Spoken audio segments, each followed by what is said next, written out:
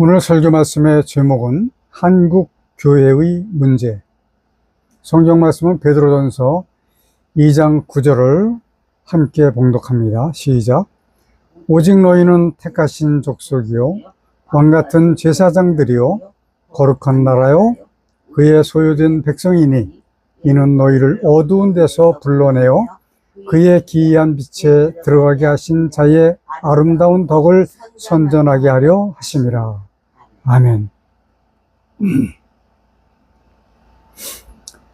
저는 지금 백석교단에 소속이 되어 있지만 아주 작은 군소 교단이나 마찬가지였던 그 총회에 있었습니다.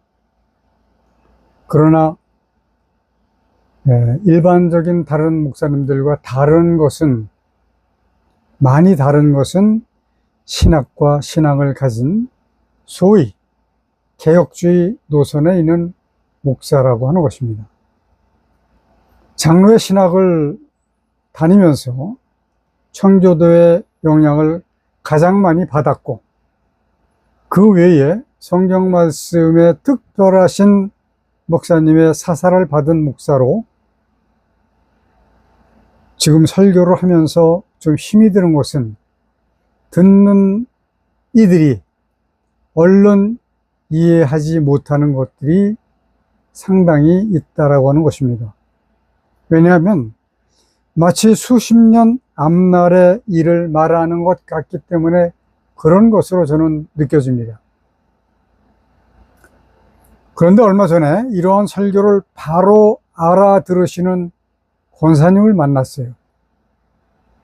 저보다 10살 정도 위이신 이 권사님이 제게 유튜브를 자주 보내주시는데 정동수 목사님의 설교 중에서 왜 한국 교회는 이렇게 문제가 많은가라는 제목의 설교는 대충 지나칠 수가 없었어요. 그래서 1시간 설교인데 제가 약 7시간, 8시간 정도 들으면서 메모를 다 했습니다. 다행스러운 것은 자막이 나와 있기 때문에 그래도 스톱시키면 자막을 볼 수 있어서 빠른 거예요, 이게. 만약에 그것을 자막 없이 그냥 들어서 썼다면 아마 10시간도 더 걸렸을 겁니다. 저는 유튜브를 볼 때 거의 그렇게 보고 있습니다. 자, 이제부터 정동수 목사님의 설교를 그대로 전해드리면서 조금씩 제가 덧붙이는 말로 말씀을 드리겠습니다. 우리 대한민국에 복음이 들어온 지가 올해로 141년이 되었습니다. 미국의 선교사들이 들어와서 복음을 전하고 교육기관 그리고 의료기관 등을 세우고 자유민주주의 시장 경제 체제라고 하는 것이 무엇인가를 가르쳐주고 이런 가운데 일제 식민 36년을 거치면서 마침 끝내 1948년 8월 15일에 구원받은 하나님의 사람 이승만 성도가 성경의 말씀에 손을 얹고 시작한 나라가 바로 우리 대한민국이다 라고 하는 말씀이었습니다. 자, 정동수 목사님은 이 설교를 하시기 위해서 네이버에서 그 자료를 찾아봤다라고 말씀하십니다. 그래서 네이버에서 말하기를 당시 그리스도인들이 기독교적 가치의 토대를 둔 국가 재건을 주장한 요인은 기독교 국가인 미국을 통해서 해방이 이루어졌다는 사실이다.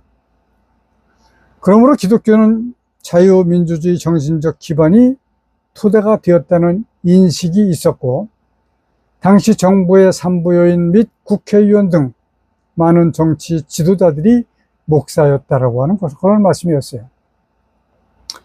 자, 한국 6.25 동란 때 도움을 주었던 나라들도 많이 도움을 줬죠. 거의 기독교 국가들이 많았다고 합니다. 자, 세계적인 정세를 살펴볼 때 예수를 믿는 방법밖에는 없다고 판단이 되어졌다라고 하는 결과가 나왔다라고 하는 겁니다. 이때에 공산주의자들과 반공을 외치는 그런 사람들이 얼마나 많이 희생이 되었는지 우리는 그 수를 셀 수도 없을 정도로 많은 사람이 희생을 당한 것을 우리가 알고 있습니다. 자, 이러한 많은 어려움 가운데서 기독교적 사건은 기복신앙이 강조되기 시작을 했습니다. 1950년도에는 교회의 숫자가 3,114개였는데 그 후 40년 만에 약 11배나 증가를 했다라고 하는 것입니다. 90년대에 이르러서 그 기세가 기울어지기 시작을 했고 90년대 중반에는 성장이 거의 중단이 된 상태였다라고 합니다. 자, 개신교의 성장의 대표적인 예는 오순절교회, 즉 순복음교회였습니다. 자, 여의도 순복음교회 조영기 목사님, 그때 당시에는 이단으로 지목을 받았었습니다. 그러나 교회가 너무 왕성하게 커지는 것을 보고 이단이라는 소리가 모두 쏙 들어간 그런 상태였었습니다. 자, 네이버 기자는 기록하기를 당시의 상황을 보면 물질적인 복을 이야기하는 종교일수록 더 많은 사람들을 유인할 수 있었다라고 기록하고 있어요. 유인이라고 하는 단어는 결코 좋은 의미로 쓴 것은 아닌 것 같이 생각이 듭니다. 자, 그러니까 성공복음, 풍요복음 이런 것 등 자본주의화된 축복의 메시지는 이 시기에 크게 번창한 교회의 예가 되었다라고 하는 사실입니다. 그러니까 70년, 80년 동안 교회가 외적으로 크게 성장을 했지만 너무나 많은 병폐를 교회가 안고 있다라고 하는 그러한 사실입니다. 그래서 지금은 교회가 사회를 걱정하는 것이 아니라 사회가 오히려 교회를 걱정하는 그런 아이러니한 시대에 우리는 살고 있다라고 하는 말씀이에요. 제가 1975년도에 주일학교 때 말고 좀 쉬었다가 75년도에 교회를 나가기 시작했을 때는 엄청나게 뭐라 그럴까요? 불이 활활 타오르는 것처럼 성장을 했습니다. 그런데 얼마 몇 년 지나지 않아서 점차로 그 수그러드는 그 성장이 멈춰지는 그런 느낌을 받았어요. 자, 그래서 성공복음, 풍요복음 이러한 것들이 바로 무엇이냐? 기복신앙이다 라고 하는 결론입니다. 물론 그때 당시도 기복신앙을 반대하는 사람들도 많았어요. 지금도 많습니다.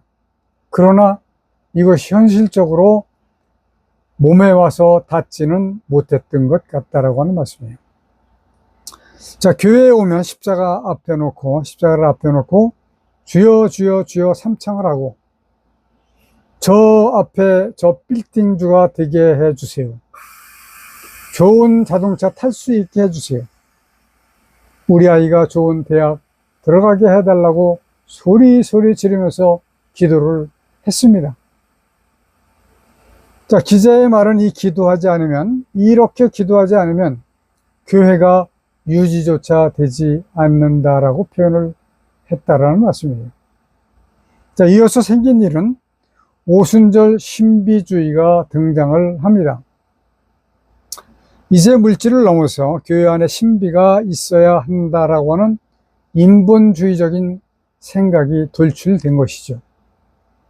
이 신비주의는 무엇이냐? 방언, 병고침을 외치면서 장풍으로 사람을 뒤로 쓰러지게 하고 그리고 뒤에서 사람이 쓰러져서 머리가 땅에 부딪히면 큰 일을 당하니까 뒤에서 캐쳐가 서서 그 쓰러지는 사람을 받아서 눕혀놓는 그런 일들을 많이 했다라고 하는 것이 기록이 있습니다.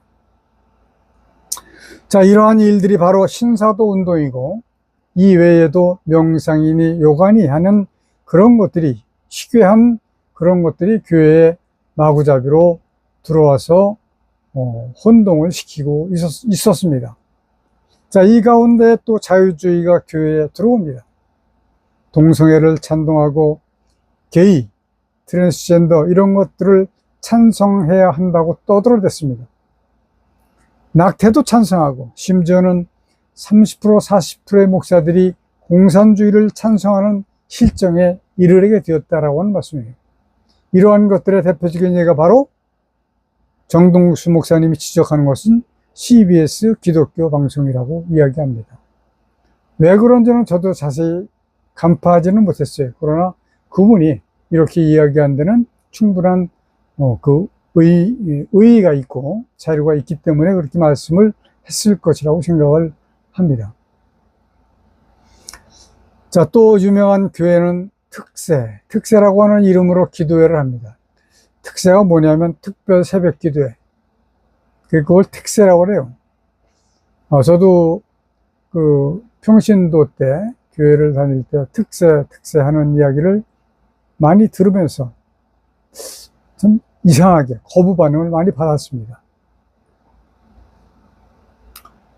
자, 특세를 하면 부산이나 제주에서도 비행기를 타고 와서 머리를 뒤밀었다. 이렇게 기록이 되어 있어요. 예배당이 꽉 찬다고 합니다. 왜? 복을 받는다고 하니까 그렇다라고 하는 겁니다. 특히 20대 때가 되면 더욱더 그렇다고 합니다.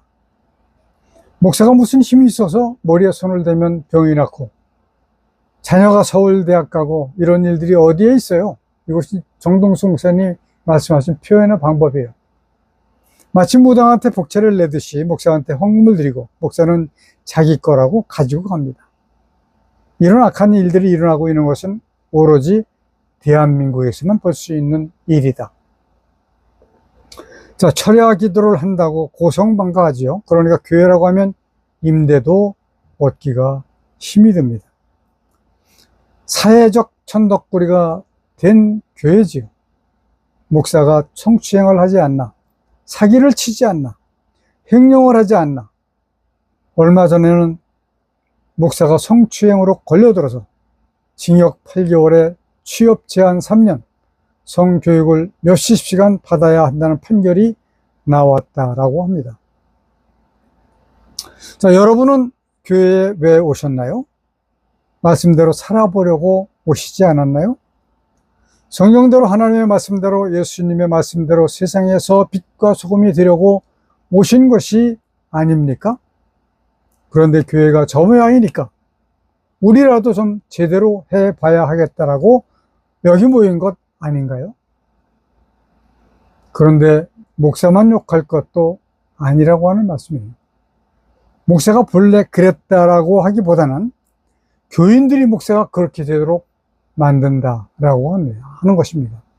왜냐하면 성경을 모르니까 그런 겁니다. 목사도 성경을 올바르게 알지 못하고 교인들도 성경을 올바르게 알지 못하니까 그런 결과를 초래하는 거예요. 저도 평신도 때를 돌이켜보면 목사한테 잘 보이기 위해서 신앙생활 열심히 하는 척 했던 것 같은 생각이 들어요. 열심히는 했죠. 죽을 둥 살 둥 못하게 그렇게 열심히 했습니다. 자, 교인들은 목사가 왕인 줄로 알고 목사한테 잘하면 하나님한테 큰 복을 받는 줄로 알고 목사한테 돈 주고 헌금이라고 하는 명목으로 돈 주고 하는 그런 일들이 발생을 하는 것이다. 왜 그래요? 성경적으로 하지 않으니까 그런 것입니다. 자, 그러면 성경적인 교회는 어떤 교회인가? 이걸 알면 고칠 수 있지 않겠습니까? 자, 정동수 목사님 교회가 14년 반 되었는데 많은 사람들이 모여들고 있습니다. 우리 교회가 무엇을 하려고 하는 교회인지도 모르고 그 교회 가면 헌금 강조하지 않는다. 교회가 깨끗하고 목사가 설교를 깔끔하게 하고 그래서 부담이 없어서 우리 교회에 오는데 최소한 이 정도는 해야 성경적 교회다라고 생각을 한다. 이런 겁니다. 저는 이제 여담으로 말씀을 드리면 정동수 목사님은 그 세상이나 또는 그 일반 교회들에게 그 뭐라 그럴까요? 불만이 많아요. 옳지 않다 이런 얘기입니다. 그래서 설교의 그 방식이 뭐라 그럴까요? 짜증스러운 그런 표현을 많이 하세요. 그것만 고치시면 그 목사님은 참 훌륭한 설교자가 될 텐데 그런 점들이 좀 제가 볼 때는 그렇습니다. 자, 하나님께서 세상을 이처럼 사랑하사 자신의 독생자 예수 그리스도를 우리에게 주셨잖아요. 그래서 whosoever 누구든지 그를 믿고 신뢰하는 자는 멸망하지 아니하고 영존하는 생명을 얻을 수 있도록 하나님께서 주셨잖아요. 맞습니까? 대답이 없으시네. 그것들을 믿는 게 바이블 빌리버면 단순히 구원만 받는 게 아니라 구원받은 이후에 이 세상에서의 삶도 하나님이 원하시는 성경에 기록이 되어 있는 바이블 빌리버로서의 삶을 살아야 다른 사람에게 전도도 할 수 있고 다른 사람 우리 교회로 오라고 할 수도 있고 예수 믿으라고 말할 수 있는 겁니다. 교회의 현실이 너무 큰 아이러니가 있어요. 웃기는 일이 있다 이런 얘기입니다. 사람이 교회에 와서 구원을 일단 받았어요. 그런데 뭐야? 교회 때문에 힘들어 죽겠다. 여러분, 이게 얼마나 아이러니해요. 교회가 요구하는 게 엄청 많잖아요. 그러니까 요새 가나안 신도가 엄청나게 많이 생겨납니다. 가나안 교회는 거꾸로 말해서 안 나가 교인을 말하는 겁니다. 집에서 몇몇이 모여서 예배를 드리는 이런 겁니다. 오히려 그것이 더 합당할 수도 있어요. 사람들이 기독교 자체는 싫어하지는 않고 예수님도 거부하지 않는데 교회하고 목사는 아주 싫어한답니다. 누가 봐도 비상식적인 일들을 교회에서 한다라고 하는 말씀이에요. 경건해야 할 목사들이 합당하지 않은 일을 하고 이단 사이비 교주 같은 그런 일들을 하고 한마디로 교회는 상식이 통하지 않는다라고 하는 거예요. 자, 여러분 이렇게 되면 전도가 되겠어요? 성경에서 예수께서 내 교회를 세운다고 하셨는데 실제로는 목사나 교인의 교회를 세우고 있기 때문에 이런 문제가 생기는 겁니다. 하나님의 교회를 목사나 교인들이 세워야 되는데 목사나 교인들이 하나님의 교회를 세우지 아니하고 자기들의 교회를 세우고 있기 때문에 문제가 생긴다 이런 얘기예요. 자, 기독교는 하나님께서 24시간 하루를 치고 6일 동안 세상을 만든 것을 믿는 것입니다. 밤 하늘을 보십시오. 수조개가 넘는 별들이 질서정연하게 돌아가도록 하신 것이 바로 하나님이십니다. 많은 목사님들의 설교를 들어봤지만 수조개라고 표현하신 분은 정동수 목사님 뿐이에요. 다른 목사님들은 수억개로 끝납니다. 저는 수조개가 아니고요. 7해로 얘기합니다. 조가 아마 1000개쯤 있는 수일 거예요. 그러나 하나님이 성경에서 그만한 규범을 주시지 않았겠느냐 이런 말씀입니다. 한국의 기독교는 지금 하나님과 너무 많이 멀리 떨어져 있어요. 심지어는 교과서라고 하는 성경마저도 샤머니즘과 이교 사상으로 왜곡된 부분이 많이 나옵니다. 여러분, 귀신이 어디 있어요? 이거는 정동수 목사님 말씀입니다. 아버지 어머니 죽은 다음에 떠돌아다니는 귀신이 어디 있습니까? 이런 말씀을 정동수 목사님이 하셨는데 제가 눈이 부러지는 것이 바로 이 부분이에요. 귀신이라고 하는 건 세상에 없는 겁니다. 그래서 이건 귀신 신자예요. 한자 귀신 신자. 이 글자는 세상에서 없어져야 되는 글자입니다. 왜냐하면 죽은 사람은 낙원 아니면 음부로 가도록 되어 있기 때문에 유교에서 말하는 공중에 떠다니는 혼은 있을 수가 없는 겁니다. 그래서 귀신이라고 하는 것은 있을 수가 없는 거예요. 이 귀신이 성경에 들어간 것은 한글 성경에만 귀신이 있어요. 여기 이 사진을 보시면 미국에서 여기 그 한복 입고 앉아 계신 분이 이수정이라고 하시는 조선 말기의 선비였습니다. 그 미국으로 건너가셔가지고 성경을 한국어로 고치고 있는 가운데 이분이 함께 한 거예요. 이건 제 생각이에요. 이분이 우리나라에는 귀신이라고 하는 말이 있습니다 라고 이야기를 하는 바람에 귀신자를 성경에 집어넣지 않았나. 그건 예측, 상상이 아니라 아마 정확한 답일 겁니다. 그래서 저희는 귀신 신자가 세상에서 없어져야 되는데 없어지기는 어려울 겁니다. 만약에 없어진다고 하더라도 시간이 많이 걸릴 거예요. 그래서 그동안에 우리는 여호와 신자를 쓰자라고 해서 귀신을 가두어 놓고 다스리시는 여호와 한 분이신 하나님, 이것을 여호와 신자라고 저는 만들어서 지금 가지고 있는 거예요. 이제 성경을 다 고쳐서 세상에 내보낼 때 이것도 함께 내보내게 될 겁니다. 자, 성경, 한국의 성경 안에 귀신이 들어가 있으니까 이런 성경으로 샤머니즘적인 걸 가지고 어떻게 제대로 하나님이 말씀하시는 그 하나님을 제대로 알고 믿음 생활 할 수가 있겠느냐라고 하는 말씀이에요. 하나님께서 1611년에 킹 제임스 성경을 온전한 잣대로 교과서로 주셨는데 옛날에는 없었지만 우리가 30년 노력해서 이 성경 만들었어요. 이 성경은 바로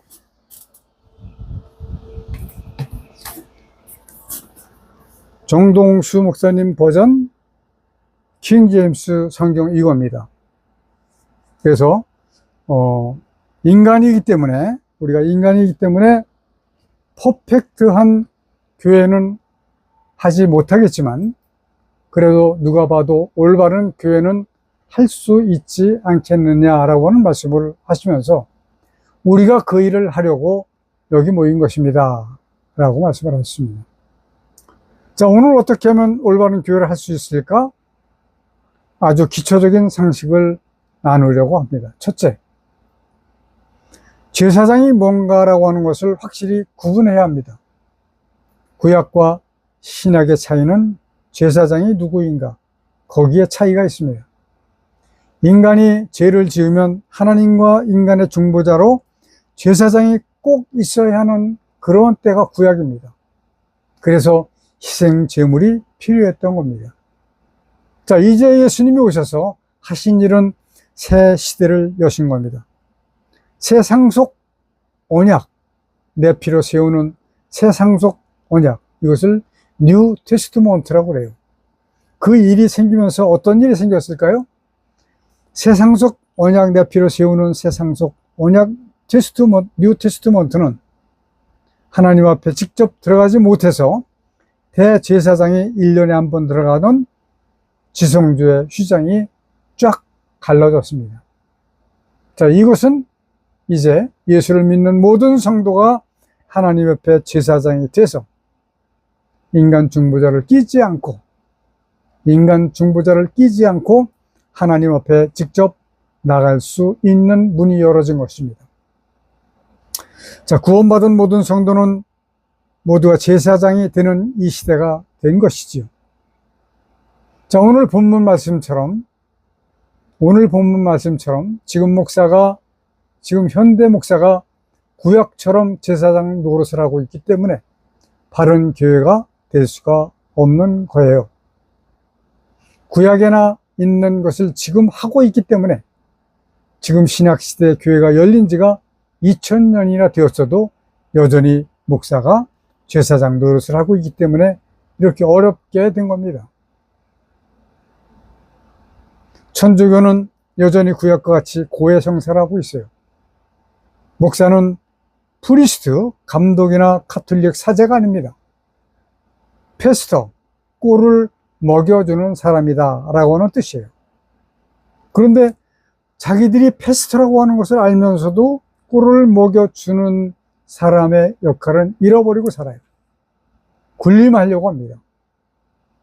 교회의 부흥과 성장은 말씀 선포에 있는 것이지 이런 프로그램에 있지 않다는 그런 사실입니다.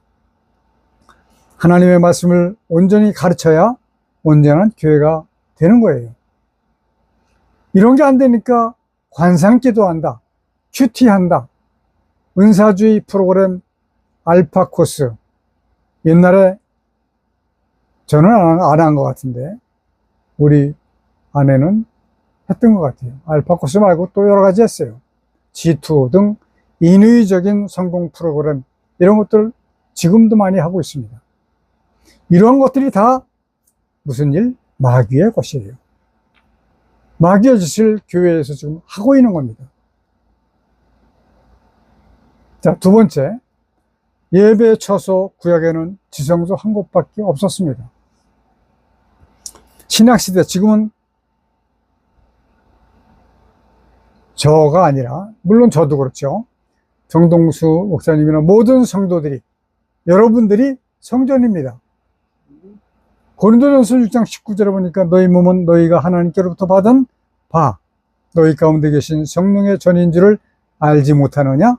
너희는 너희의 것이 아니라. 예배당이 성전이 되면 목사는 제사장이 되는 거예요. 이런 나라는 한국밖에 없다는 사실입니다. 깨끗하게 교육하고 깨끗하게 모여서 교제하고 말씀 듣고 깨닫고는 제가 쓴 말씀이에요. 깨닫지 못하면 안 됩니다. 듣기만 해서도 안 돼요.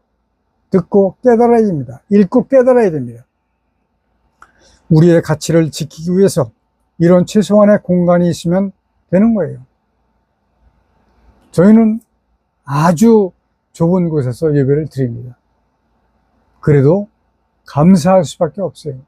이렇게라도 할 수 있으니. 그래서 미국 사람들은 교회를 말하기를 오디토리움이라고 말을 한대요. 강당이다. 자, 예배의 목적, 왜 예배를 드리러 오셨어요? 오늘 내가 기쁨을 좀 얻으려고 왔습니다. 이거는 예배의 목적이 아니에요. 우리를 지으신 하나님께 영광과 기쁨을 드리기 위해서 예배를 드리는 겁니다.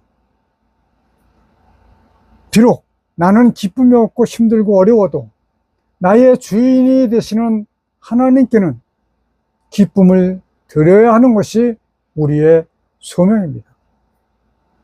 개나 소도 주인을 알아봅니다. 주인을 얼마나 잘 따릅니까? 사람은 생각해보면 어떤 것이 하나님의 교회인가를 알 수가 있는 것이 바로 사람입니다. 제가 추가해서 말씀을 드린다면 하나님의 깊은 뜻을 알아차리기 위해서 설교를 들어야 됩니다. 그러면 설교자가 하나님의 뜻을 가르쳐 알게 해야 되는 것이죠. 그렇게 하려고 하면 설교자가 먼저 그 하나님의 뜻을 깨달아 알고 있어야 가르칠 수가 있는 겁니다. 그러나 현실적으로 그렇지 못한 현실에 있습니다. 예배는 드리지 못했어도 축도는 받고 가야 한다라고 하는 말이 옛날부터 있었습니다. 그래서 주방 담당자들은 주방에서 일을 하고 예배 시간에, 그리고 축도 시간에 나와서 축도를 받습니다. 복이 임한다라고 하는 생각을 하는 거죠. 신학시대의 목사에게는 축도의 능력이 없습니다. 하나님께서 100% 약속하신 복은 구원의 복뿐입니다. 영생의 복이에요. 신약시대에 이야기하는 겁니다. 모든 것이 합력하여 선을 이루게 하시는 것이 하나님께서 우리에게 주시는 복이다.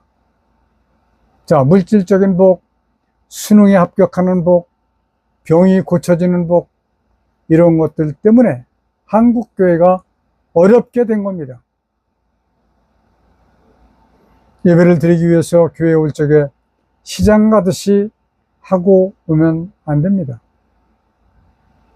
구약시대에는 신정정치 국가였어요.